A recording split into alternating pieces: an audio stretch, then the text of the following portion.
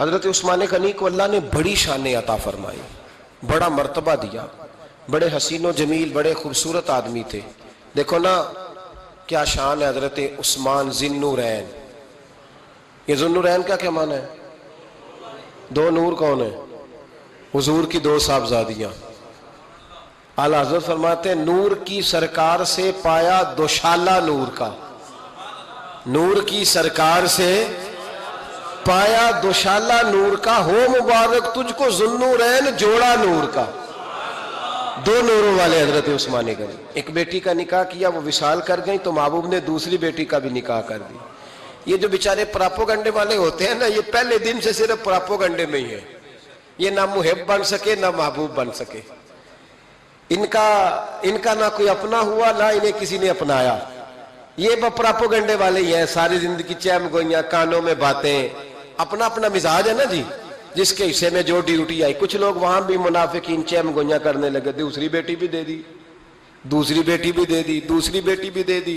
محبوب کے کانوں تک آواز گئی، فرمایا زیادہ باتیں نہ کرو، میری 40 بھی ہوتی۔ وہ ختم ہو گئی بات، تم 2-3 کی بات کرتے ہو۔ حدیث مبارکہ کے لفظ ہے، نبی پاک نے فرمایا میری 40 بھی ہوتی، ایک کے بعد دوسری انتقال کرتی رہتی، میں ساری عثمان کو دے دیتا۔ حد ہو گئی بھئی، اتنا بڑا مرتبہ، چیم گوئیاں نہ کرو، دوسری بھی دے دی، میری 40 بھی ہوتی۔ اس حدیث کا ترجمہ یہ ہے کہ محبوب فرماتے ہیں کہ مجھے عثمان پر اعتبار ہی بڑا ہے، مجھے عثمان پیارا ہی بڑا ہے، عثمان غنی کی عظمت ہی بڑی ہے۔ فرمایا میری 40 بھی ہوتی تو میں ساری یکے بعد دیگر۔ حضرت اسامہ بن زید رضی اللہ تعالیٰ عنہ فرماتے ہیں نبی پاک نے اپنی صاحبزادی حضرت رقیہ رضی اللہ تعالیٰ عنہ کا نکاح حضرت عثمان غنی کے ساتھ کیا، تو دونوں میاں بیوی پیارے بڑے تھے، حسین و جمیل بڑے۔ حضرت عثمان بڑے نفیس آدمی تھے، بڑی نفاست تھی، کپڑا سادہ پہنتے تھے، لیکن لوگ کہتے ہیں کبھی ہم نے ان کے کپڑوں پہ دھبا نہیں دیکھا، چہرے پر اتنا سا گرد کا نشان نہیں دیکھا۔ حضرت اسامہ بن زید حضور کے غلام زادے فرماتے میں چھوٹا سا تھا تو نبی پاک کے گھر میں گوشت پکا تو سرکار کو چاروں بیٹیوں سے بڑا پیار تھا، حضرت فاطمہ سے زیادہ ہے لیکن چاروں بیٹیوں سے بڑی محبت تھی۔ حضرت رقیہ اور جناب عثمان غنی کے گھر میں اسامہ بن زید کہتے ہیں حضور نے مجھے سالن دینے بھیجا، میں چھوٹا سا تھا اور بھی پردے کی آیتیں بھی نہیں آئی تھی، حکم بھی نہیں آیا تھا۔ کہتے ہیں میں سالن دینے گیا، واپس آیا تو میں نے ان دونوں کو بیٹھے دیکھا تو میں نے اتنے حسین میاں بیوی کبھی دیکھے نہیں تھے، اور میری طبیعت کھل اٹھی۔ فرماتے ہیں جب واپس آیا نا، سرکار نے میرا چہرہ دیکھا، میں نے تو بات کرنی نہیں تھی، حضور نے چھیڑ دی۔ فرمایا میری بیٹی اور داماد کو دیکھ کے آئے ہو؟ یا رسول اللہ دیکھ آیا ہوں۔ فرمایا ایسا حسین جوڑا دنیا میں کبھی دیکھا ہے؟ کہا یا رسول اللہ اللہ کی عزت کی قسم کبھی دیکھا ہی نہیں۔ یہ ظاہری حسن اللہ نے حضرت سیدنا عثمان غنی رضی اللہ تعالیٰ عنہ کو عطا۔ حضرت عثمان غنی رضی اللہ تعالیٰ عنہ فرماتے ہیں کہ جس دن حضور نے تبوک کے لیے جیش اسرا کے لیے اعلان کیا نا، تو حضرت عثمان غنی فرماتے ہیں کہ حضرت ابو بکر صدیق تو سارا مال لے آئے تھے، جناب عمر آدھا لے آئے تھے، مولا علی شیر خدا نے جی کھول کے دیا تھا، لیکن 800 گھوڑے بما پالان کی ضرورت تھی، یعنی 800 فوجیوں کا خرچہ۔ اپنے لفظوں میں بات کر رہا ہوں، فوجی کا خرچہ کیا ہوتا تھا کہ فوجی کا گھوڑا بھی چاہیے، گھوڑے کے ساتھ کجاوا بھی چاہیے، تلوار بھی چاہیے، نیزہ بھی چاہیے، تیر بھی چاہیے، لوہے کی جیکٹ بھی چاہیے۔ حضرت عثمان غنی کہتے ہیں نبی پاک نے اعلان کرنا شروع کیا، ایک دفعہ اعلان کیا تو میں نے کہا حضور 200 فوجی کا خرچہ میرا۔ تو نبی پاک نے دوسری دفعہ اعلان کیا تو کوئی اٹھا ہی نہیں، جنہوں نے دینا تھا وہ تو سارا کچھ پہلے ہی دے چکے تھے، کوئی اٹھا نہیں۔ کہتے ہیں مجھے بڑا عجیب لگا کہ میرے مصطفیٰ اعلان کریں۔ حضرت عثمان غنی فرماتے ہیں، شاہ ولی اللہ صاحب نے ازالت الخفا میں لکھا ہے کہ یوں پکڑ کے کہتے ہیں میں نے اپنا نا گریبان پکڑ لیا، عثمان تیرے نبی کو اعلان کرنا پڑ رہا۔ کہتے 1000 فوجی کا خرچہ چاہیے تھا، 1000 کا۔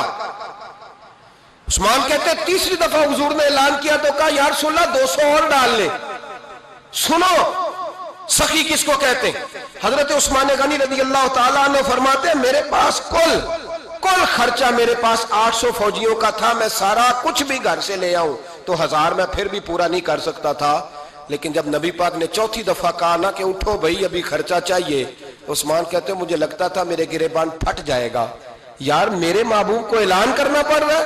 عثمان غنی فرماتا تو میں اٹھ کے کھڑا ہوا، میں نے کہا حضور اب آپ نے اعلان نہیں کرنا، آپ 1000 ہی میرے کھاتے میں ڈال دیں، میں سب کا بندوبست کرا دوں گا۔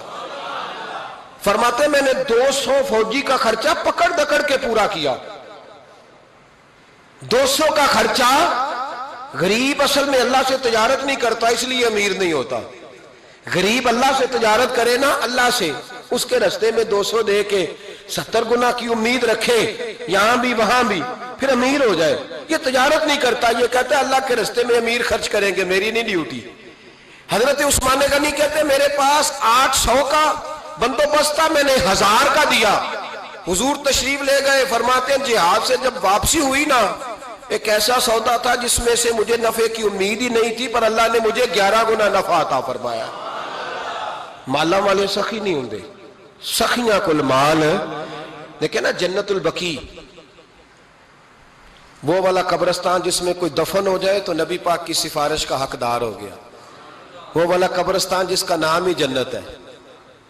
وہاں نا ایک یہودی اپنے جانور باندھا کرتا تھا، تو سرکار ایک دن اس طرف گئے تو واپس آئے، حضرت عثمان غنی قریب کھڑے تھے، نبی کریم صلی اللہ تعالی علیہ وسلم نے فرمایا عثمان اس جگہ کی طرف ذرا چکر لگانا، جگہ بڑی اچھی ہے۔ عثمان غنی گئے، جگہ خرید کے واپس آ گئے۔ حضور نے فرمایا ہوا ہے؟ عرض کی حضور خرید آیا ہوں۔ فرمایا میں نے تو چکر لگانے کا کہا تھا۔ کہا یا رسول اللہ آپ نے یہ بھی تو فرمایا تھا جگہ بڑی اچھی ہے، تو جس کو آپ نے اچھا کہہ دیا یہودی کے پاس تو نہیں نہ رہنی چاہیے، تو میں نے خرید دی۔ نبی پاک نے بھی اعلان کیا تو بڑا ہی اعلان کر دیا، فرمایا وہ میٹھے پانی کا کنواں ہے، قبضہ یہودی کا ہے، جو بندہ خرید کر وقف کرے گا نا اسے کیا ملے گا؟ تو حضور نے فرمایا میری جیب میں جنت کی ٹکٹ ہے، میں اسے جنت دے دینی۔ یہ ہے عرض جنت، یہ طیبہ کی زمین ہے، جنت بھی یہی، مال کے جنت بھی یہی ہے، جنت لے لے مجھ سے، لے لے۔ حضرت عثمان غنی گئے، اس کو کہا بھئی کنواں میرے ہاتھ بیچ دے۔ کنویں کی قیمت تھی 500-700 دینار،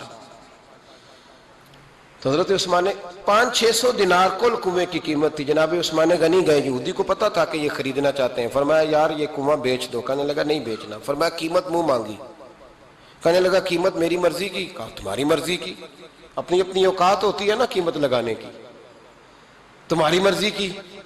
کہنے لگا میری شرط ہے میں ایک دن کے لیے کنواں دوں گا، ایک دن میں ایک دن آپ۔ فرمایا یہ بھی منظور ہے۔ کتنے پیسے؟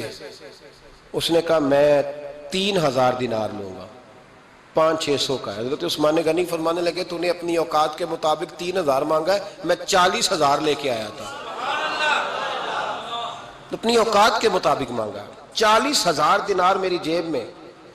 یہودی کہنے لگا عثمان تو تاجر ہے، اور عام تاجر نہیں، عالمی سطح کا تاجر ہے، لوگ تیری تجارت کی مثالیں عرب میں دیتے ہیں، پر 500-600 کا کنواں 40,000۔ فرمانے لگے مسئلہ کنویں کا نہیں، مسئلہ مصطفیٰ کے فرمان کا ہے، وہ جو حضور کا فرمان پورا کرنا ہے نا اس کے لیے 40,000 تھوڑے ہیں، میرے پاس تھے ہی اتنے جو لے کے آیا ہوں۔ حضرت عثمان نے پیسے چکائے، اس نے کہا ایک دن پانی ملے گا۔ فرمایا منظور ہے۔ وہ ایک دن بیچا کرتا تھا پانی، حضرت عثمان نے اعلان کر دیا جو میرا دن ہے نا فری پیو، اپنے بھی پیو بیگانے۔ نبی پاک صلی اللہ علیہ وسلم آرام فرما رہے تھے، حضور نے تامت مبارک باندھی ہوئی تھی، لیٹے ہوئے تھے سرکار۔ تو جب آدمی لیٹتے تھے نا، ہمارے بزرگ بھی جب لیٹتے ہیں تو تامت کو سمیٹا کرتے تھے تو گھٹنوں تک آ جاتی تھی، دیکھا نا آپ نے، گھٹنوں تک تامت آ جاتی جب لیٹتے۔ تو سرکار بھی لیٹے تھے، پردے کی ابھی آیتیں نہیں آئی تھی، دروازے پہ دستک ہوئی، حضرت عائشہ صدیقہ عرض کرنے لگے یا رسول اللہ میرے ابا جان جناب ابو بکر صدیق آئے۔ حضور نے فرمایا بلا لو۔ حضرت عائشہ کہتی ہیں وہ آ کے بیٹھ گئے، حضور لیٹے رہے، پھر دستک ہوئی، اب کون ہے؟ کہا سیدنا فاروق اعظم۔ کہا عائشہ آپ ساتھ والے حجرے میں چلی جاؤ۔ اماں جی وہاں چلی گئی۔ تھوڑی دیر کے بعد حضرت عمر آئے، حضور لیٹے رہے، جناب عائشہ کہتی ہیں پھر دستک ہوئی، اب کون ہے؟ فرمایا عثمان غنی۔ نبی کریم نے فرمایا اسے کہو ذرا ٹھہر جائے۔ حضرت عثمان ٹھہرے تو حضور اٹھ کے بیٹھے، تہمت مبارک کو ٹھیک کیا، پھر اپنے کرتے مبارک کو سیدھا کیا، پھر دستار کو سیدھا کیا، فرمایا اب بلاؤ عثمان غنی کو۔ حالانکہ جاہو جلال حضرت عمر کا زیادہ ہے، حالانکہ وقار مقام حضرت صدیق اکبر کا زیادہ ہے، اب بلاؤ عثمان غنی کو۔ حضرت عثمان غنی رضی اللہ تعالیٰ عنہ آئے، بیٹھے، بات چیت ہوئی، تینوں چلے گئے۔ حضرت عائشہ صدیقہ کہتی ہے میرے ذہن میں سوال رہ گیا، میں نے عرض کی یا رسول اللہ صلی اللہ تعالیٰ علیہ وسلم، وہ دو لوگ آئے، آپ بیٹھے رہے، عثمان آئے تو آپ نے اہتمام کیا، کیا لفظ ہے، اور لفظوں میں تاثیر ہے، اور جملے دو کہے نبی پاک نے، لیکن کتنا بڑا ان کا مرتبہ بیان کیا۔ فرمایا عائشہ میں اس شخص سے حیا نہ کروں جس سے اللہ کے فرشتے بھی حیا کرتے ہیں، میں اس سے حیا نہ کروں جس سے اللہ کے فرشتے بھی حیا کرتے ہیں۔ حضرت عثمان غنی فرمایا کرتے تھے میں نے جب سے حضور کا چہرہ دیکھا ہے دوبارہ پلٹ کے اپنی شرمگاہ بھی کبھی نہیں دیکھی، گویا میں نے اپنی آنکھوں کا وضو نہیں توڑا جب سے حضور کا۔ فرماتے جب سے یہ ہاتھ نبی پاک کو بیعت کے لیے دیا ہے پھر گندگی میں نہیں جانے دیا میں نے سیدھا ہاتھ۔ حضرت عثمان غنی فرمایا کرتے تھے میں اپنے گھر کے اندر اپنے غسل خانے میں چار دیواری کے اندر بھی کپڑوں سمیت غسل کرتا ہوں، مجھے حیات یہ غسل خانے میں بھی کپڑے۔ اور سنو ایک اور بڑی بات اہم، آپ فرمایا کرتے تھے میری جو محرم عورتیں ہیں نا، محرم پھپھی خالہ، میری جو محرم عورتیں ہیں، فرمایا کرتے تھے میں نے کبھی ان کے بھی چہرے آنکھ بھر کے نہیں دیکھے، ان کے بھی چہرے کبھی میں نے آنکھ بھر کے نہیں دیکھے۔ جو میری محرم عورتیں ہیں پھپھی خالہ، فرماتے تھے ان سے بھی جب بات کرتا ہوں تو میں چہرہ جھکا کے۔ ہمارے ہاں تو کزن ایک دوسرے سے سلام لیتے ہیں، لڑکیاں لڑکے کزن ایک دوسرے سے سلام لیتے ہیں۔ بچیاں آیا کرتی تھی تو میری کبھی کبھی مجھے بتایا جاتا تھا، میں نے ایک پابندی لگا دی، بچیاں جب مدرسے میں آتی تھی کہ جو دور سے بچی آئے اس کو جس آدمی کا نام لکھا ہو بتایا جائے وہی لینے آئے۔ ایک دن مجھے اطلاع دی گئی کہ آپ تھوڑی دیر آئیں، میں گھر گیا تو مجھے بتلایا گیا کہ ایک بچی ہے تو اس کو جو پہلے لینے آتا تھا وہ نہیں آیا، کوئی اور آیا۔ میں نے اس کے بھائی کو فون کیا کہ آپ لینے نہیں آئے، کہنے لگے یہ کزن ہے ہمارا، اس کے ساتھ بھیج دیں، آپ ہمارا ہی کزن ہے، خالہ زاد ہے۔ میں نے کہا یار آپ کہاں ہو؟ کہنے لگے مجھے 20-25 منٹ لگ جائیں گے۔ تو میں نے کہا ابھی کلاسیں بھی جاری ہیں تو آپ ہی آ جانا خود ہی۔ کہنے لگا سب آپ بھیج دیں، مجھے اعتبار ہے اس پہ۔ میں نے اس کو ایک بات کہی جو آپ کو بھی کہتا ہوں، میں نے کہا یار تمہیں اعتبار ہے تو اللہ رسول کو اعتبار کیوں نہیں؟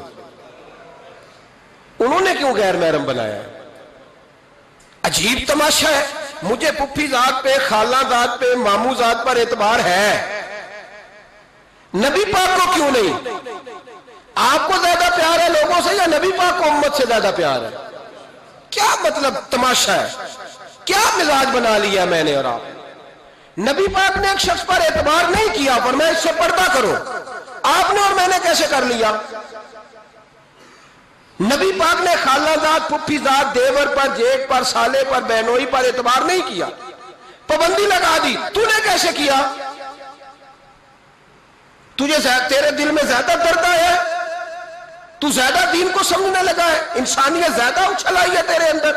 اعتبار کیا ہوتا؟ یاد رکھنا دنیا میں جتنے گھر تباہ ہوئے ان لوگوں کی وجہ سے نہیں ہوئے جن پر اعتبار نہیں تھا، ان کی وجہ سے ہوئے جن پر اعتبار تھا۔ گھر کا بیٹی لنکا ڈھائے، باہر والے آ کے کبھی بھی گھر میں کوئی نقب زنی نہیں کرتے، جب بھی کرتے اعتبار والے کرتے۔